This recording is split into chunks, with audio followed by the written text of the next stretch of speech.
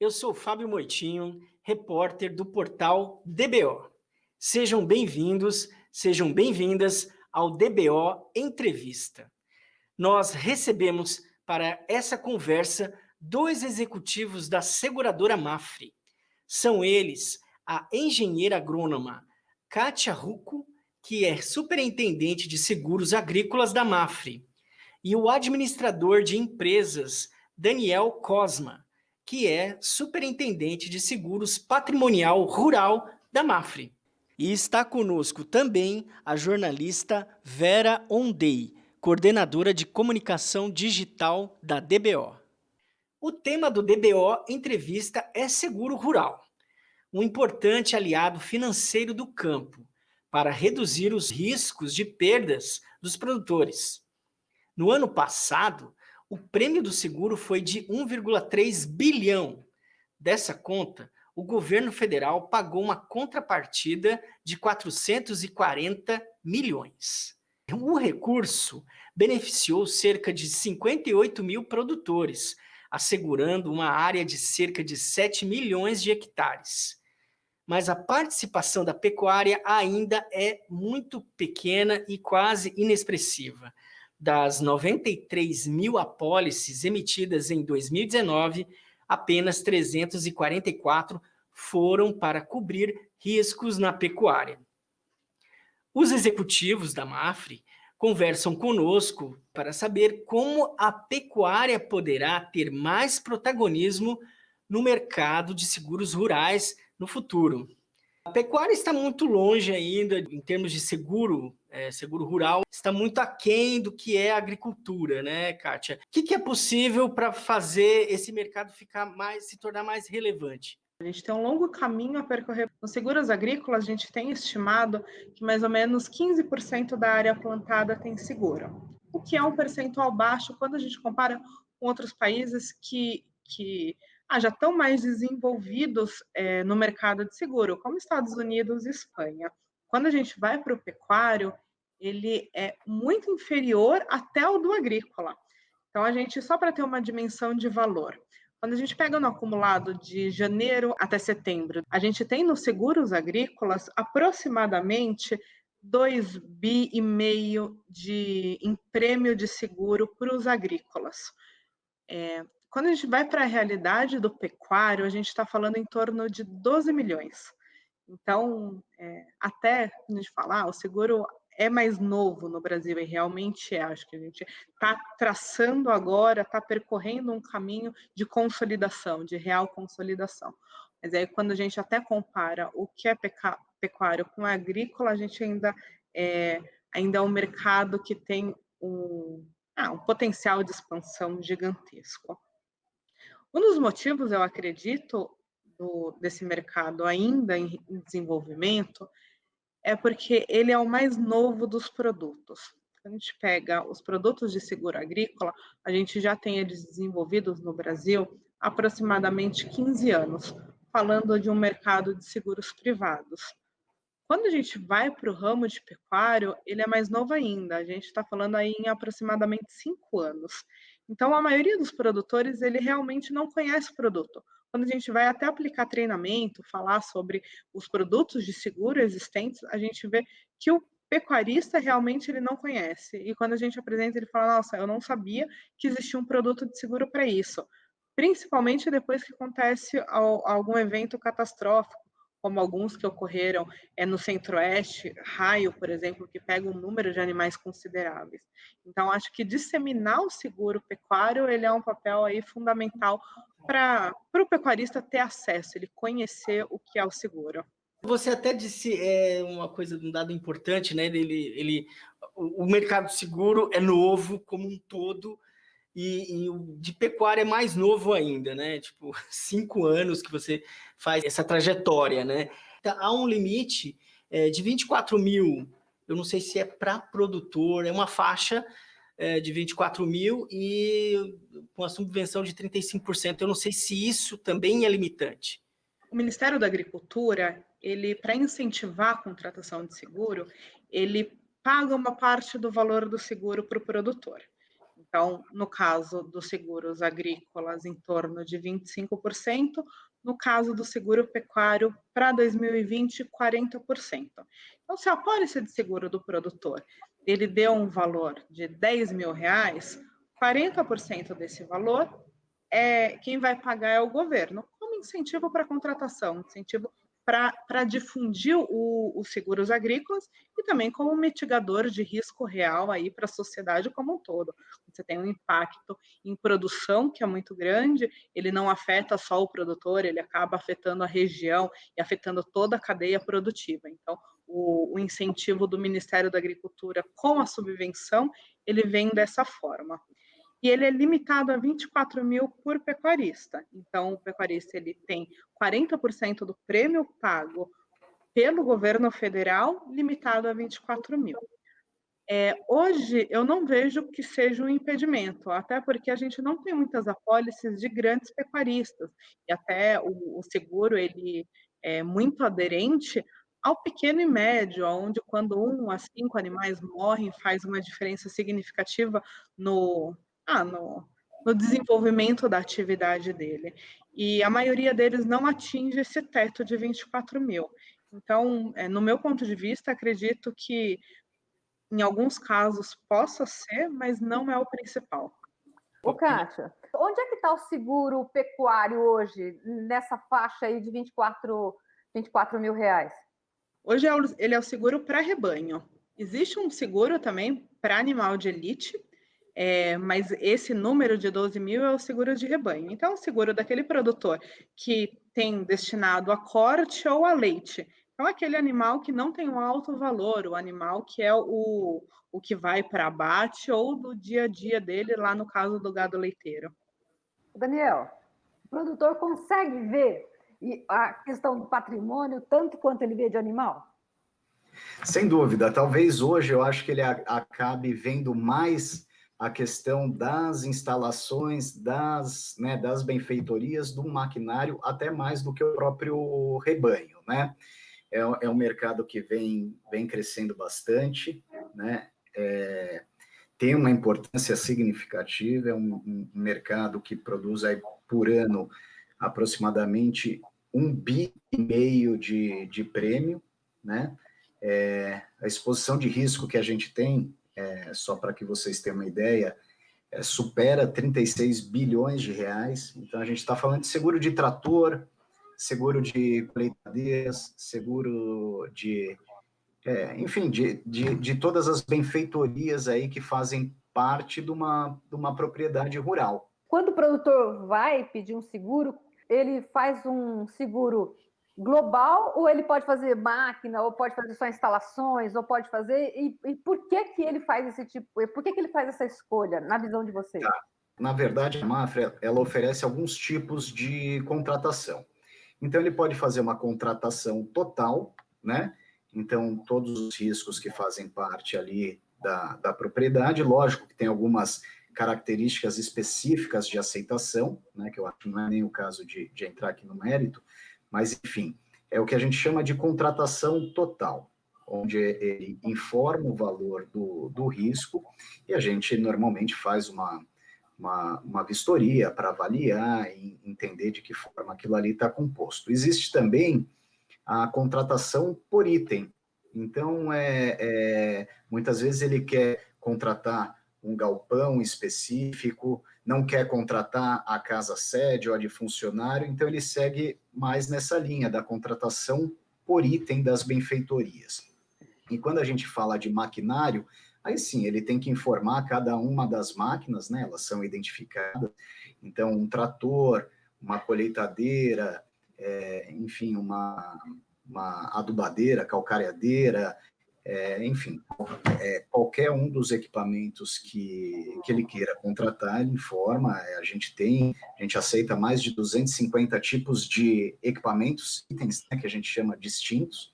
E em geral, o pecuarista faz conta, né? Ele, qualquer atividade, qualquer investimento na fazenda, ele faz conta, né?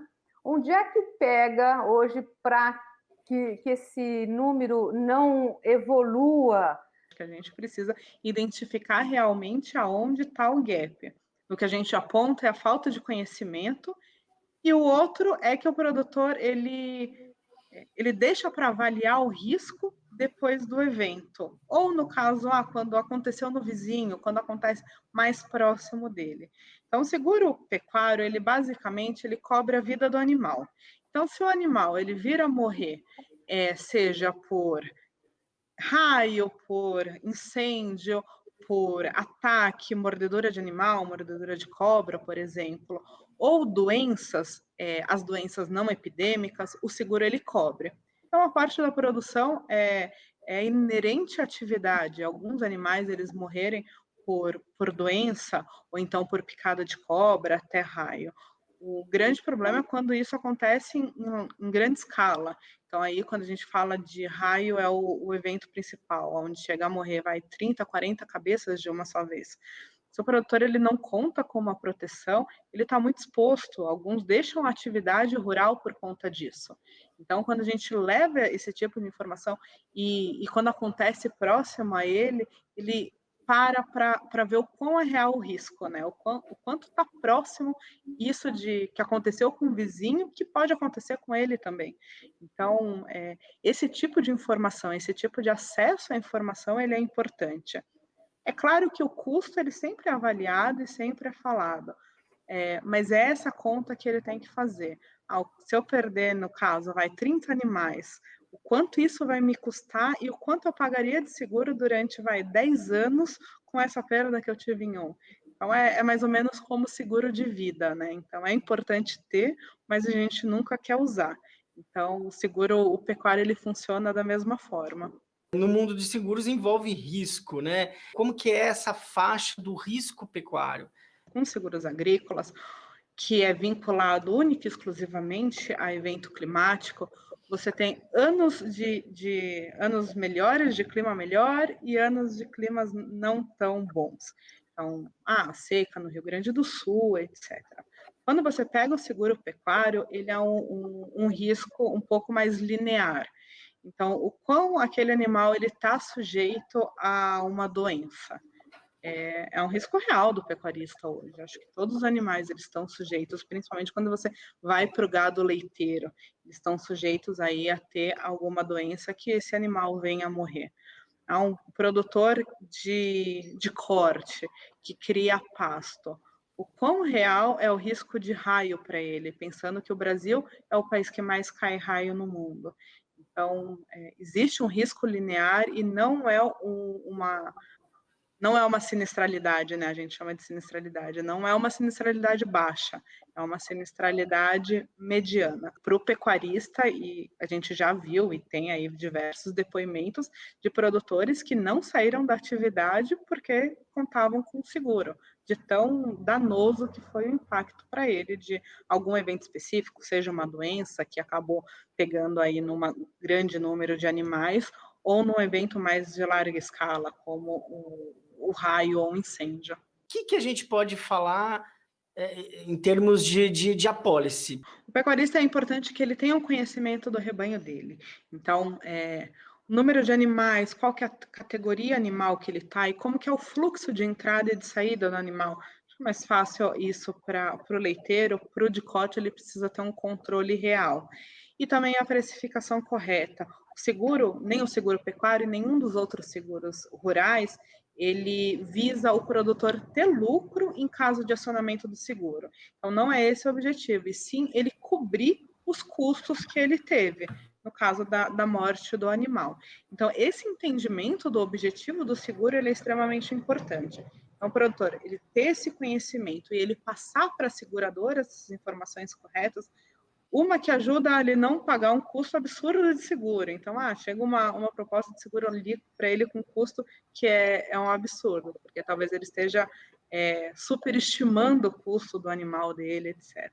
Então, esse fluxo de informação com a seguradora o quão mais real e o quão mais transparente ele ocorre, melhor vai ser, acho que, para os dois lados. Daniel, no caso, a gente está vivendo até uma situação atípica, pandemia, uma crise econômica, que está afetando o setor. Se nesse sentido o produtor está preocupado, e também uma pergunta que eu até passo para a Kátia também. Olhando os números de janeiro a outubro, essa carteira de seguros patrimoniais rurais da Mafra, ela cresceu 20%, tá? 18%, se eu não me engano.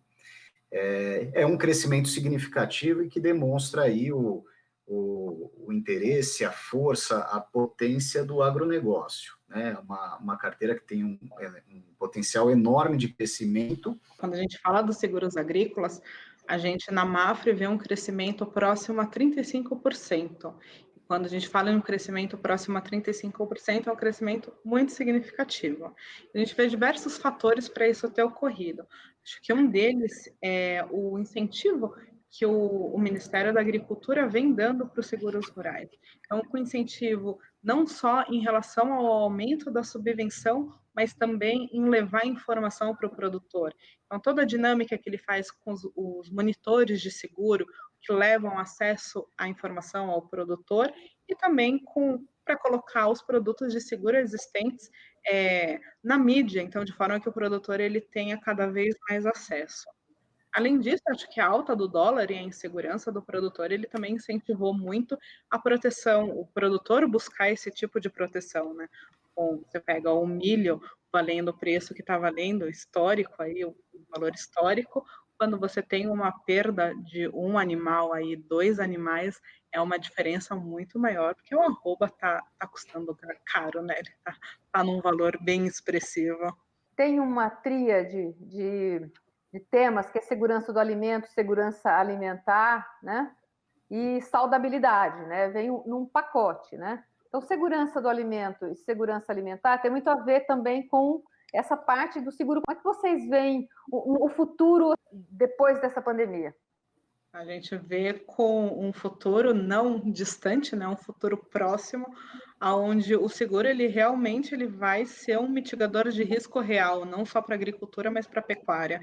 E ele é um dos seguros que realmente faz parte da segurança alimentar do país. E ele tem que fazer parte da segurança alimentar do país.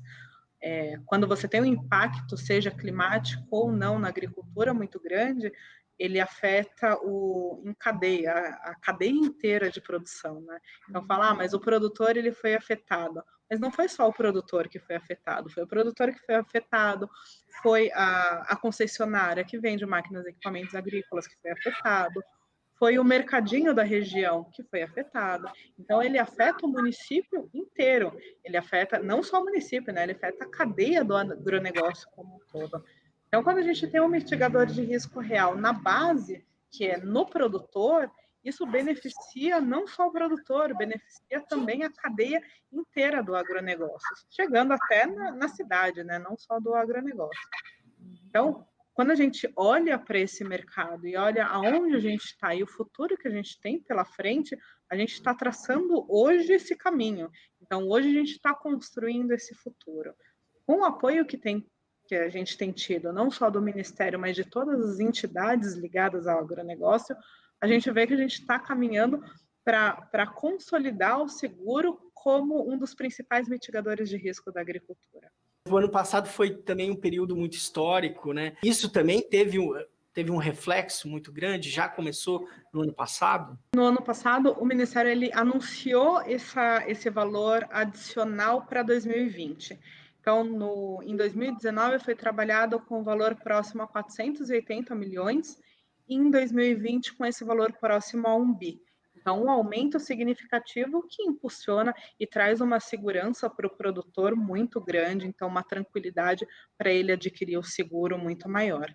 Tem muito produtor que às vezes faz a contratação já pensando na subvenção. Na nossa leitura, sim, o produtor ele conta com o valor da subvenção. Quando a gente pensa em 40% do prêmio pago pelo seguro, é um valor relevante.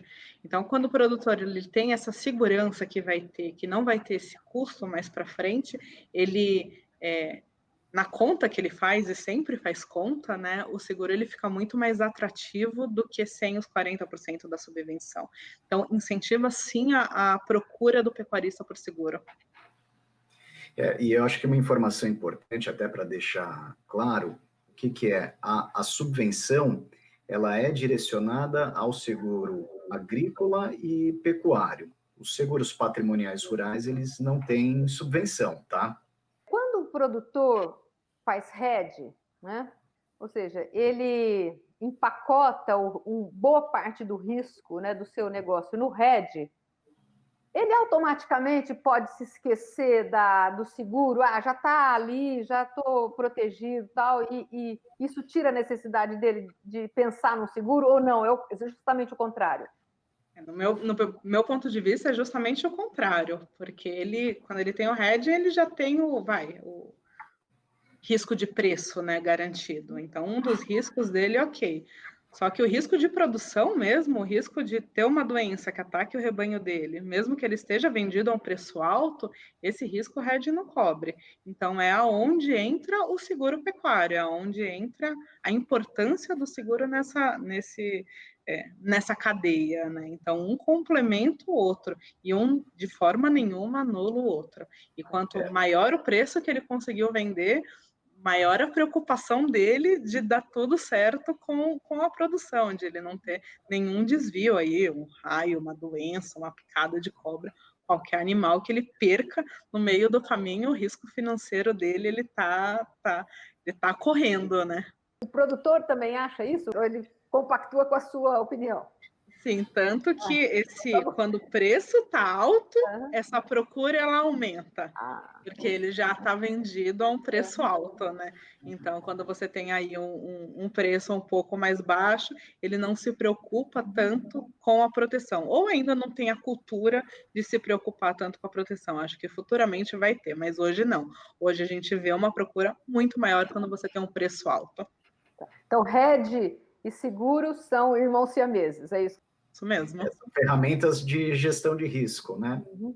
Okay. Um para preço, outro para atividade.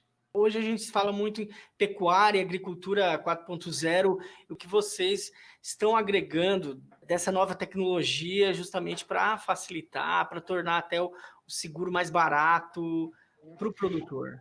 Isso já é uma realidade. Então, acho que quando a gente falava isso há 9 anos atrás, 10 anos atrás, ainda era um futuro, né? Hoje não é mais futuro, hoje é o real, é o nosso presente. E quanto mais informação a gente tem, melhor a gente consegue avaliar o risco e precificar esse risco. A gente tem alguns casos reais. Então, um confinamento, onde tem um controle de entrada e de saída de animal, um controle de manejo, a gente consegue avaliar esse risco, essa pólice de seguro, de uma maneira muito mais eficaz do que quem não tem esse controle. Então, já faz parte da subscrição. Quanto mais informação, mais fácil de avaliar e mais correta fica a precificação do seguro. Hoje, um seguro, por exemplo, de um confinamento, ele não é precificado igual um seguro do animal a pasto. Então, é olhado realmente para o risco individual, para o risco daquele produtor. Acho que essa é a tendência, cada vez mais parar de olhar para a região, né, que era o que se fazia 10 anos atrás, e olhar para o produtor, qual que é o risco daquele produtor exato, né? Acho que esse é o caminho, e o caminho que tem dado muito certo. Quando você olha o universo, né, das máquinas agrícolas, a tecnologia que já vem embarcada é uma coisa impressionante, né? E a velocidade com que isso tem vindo é enorme. Então, a gente realmente está correndo aí para começar, para se preparar e trabalhar toda essa informação que está sendo gerada, né? É realmente algo novo, cada ano vem coisa nova, e é necessário estar muito próximo para entender essa evolução. O uso de tecnologia mais avançada você disse que está literalmente ligado com a necessidade de fazer o seguro. Quanto mais valor tem uma colhedora, uma plantadeira, mais o produtor sente necessidade de não correr esse risco. Quando você olha uma colhedora de algodão, ela chega a custar 5 milhões de reais, né? E pode acontecer um acidente, né? E 5 milhões de reais é muito dinheiro, né? Mesmo para um grande produtor que tem a capacidade de comprar uma máquina dessa. E também um trator, enfim, um trator de 100 mil reais é muito importante para aquele produtor que comprou um trator de 100 mil reais e 150 mil, tem tratores de 500, 800 mil reais, né? E quanto mais tecnologia embarcada, maior o preço, né? Então, o seguro ele se torna relevante por isso.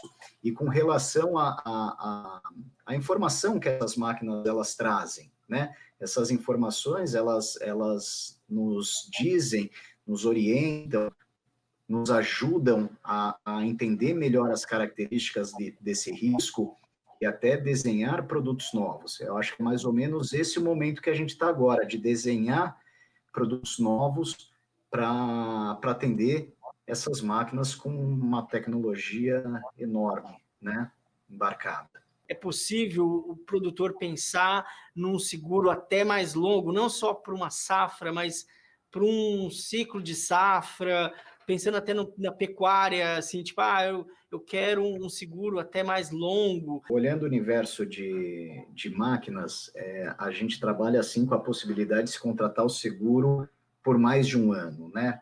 A grande maioria das contratações de um ano, mas ainda assim a gente abre essa possibilidade para se contratar por períodos aí de 2 anos, 3 anos, tá?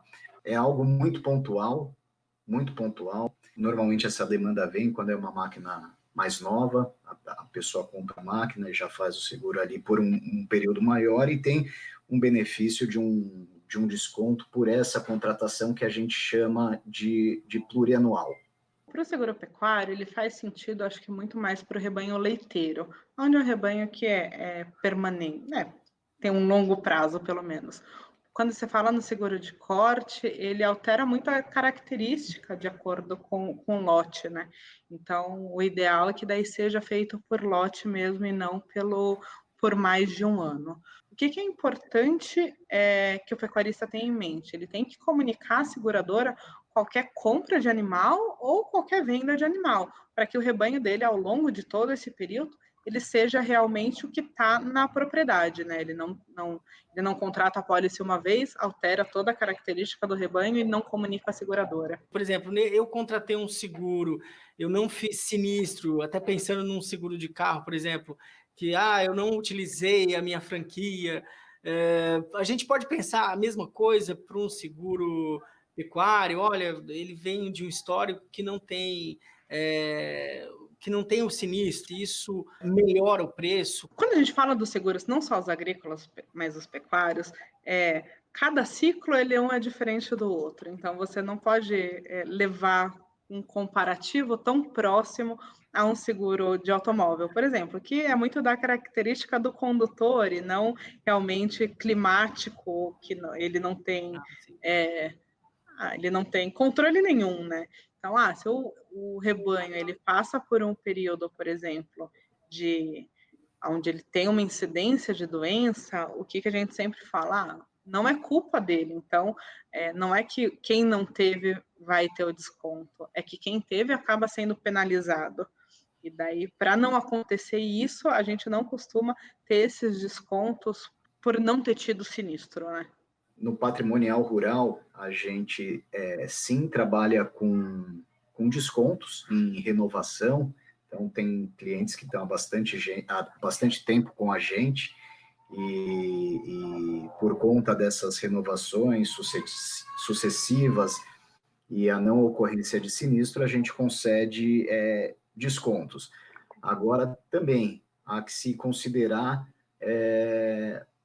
como aquela região está exposta, né? Então, eu vou dar um exemplo. Esse ano a gente teve o ciclone Bomba, aquele ciclone que atingiu a região sul.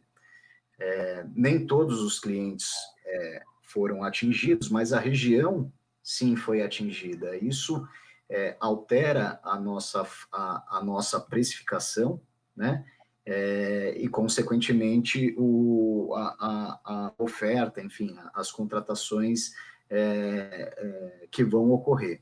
Então, a gente olha o cliente, mas também olha de que maneira aquele risco, aquela região está exposta. Qual que é o peso do uso mais intensivo de tecnologia? Aí o produtor vai para o seguro, e o peso da mudança de geração na gestão do negócio, e aí ele vai para o seguro. Qual que é o peso de cada um desses dois elementos aí na contratação? Eles andam lado a lado, no meu ponto de vista. Então, os dois têm um impacto muito grande. A gente vê a mudança na agricultura, né? Na agricultura como um todo, num espaço de tempo muito curto. Eu acho que isso reflete diretamente quando a gente olha para o seguro. Então, o produtor preocupado com um mitigador de risco, ele acaba sendo olhado pelos filhos, então pela nova geração, acaba sendo procurado pela nova geração. Aquele produtor que utiliza mais tecnologia, que vem agregando tecnologia ao negócio dele, ele também olha o mitigador de risco de uma forma diferente. Então, essa transformação que ocorre no agro, ela reflete no seguro, diretamente. Para o patrimonial também é o mesmo cenário, Daniel? É o mesmo cenário. O produtor, ele está cada vez mais profissional, extremamente profissional, vamos dizer assim. É impressionante o que a gente vê, o nível de preocupação, né, com a atividade e a permanência dele, né, na atividade. Uma quebra de safra pode tirar ele pode gerar um problema tão grande que atrapalhe ele na condução, é o negócio dele, né? Essa que é a verdade. Então, é importante, sim, o profissionalismo e a própria percepção de que aquilo é importante. A questão cultural mesmo que está cada vez maior e estão entendendo cada vez mais essa importância. Obrigada, então, pela participação de vocês. Legal. Obrigado a vocês. Obrigado pela presença.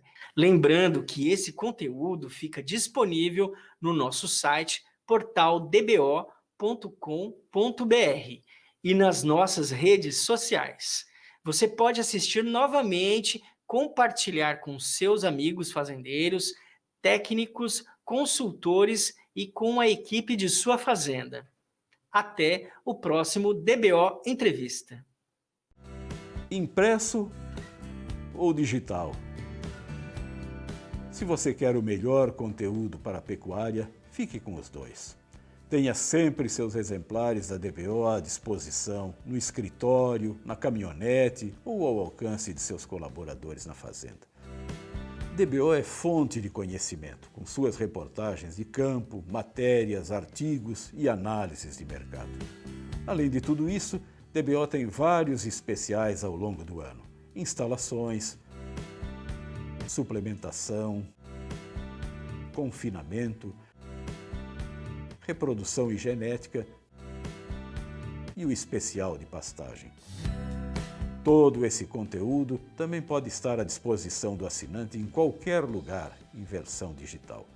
Você vê e lê a sua DBO no computador através do portal DBO ou no tablet e celular através dos aplicativos para iOS ou Android. Se sua assinatura venceu ou ainda não é assinante, entre lá na nossa loja no portal DBO e faça sua assinatura impressa e digital ou só digital. DBO, há mais de 38 anos acompanhando e antecipando tendências na pecuária.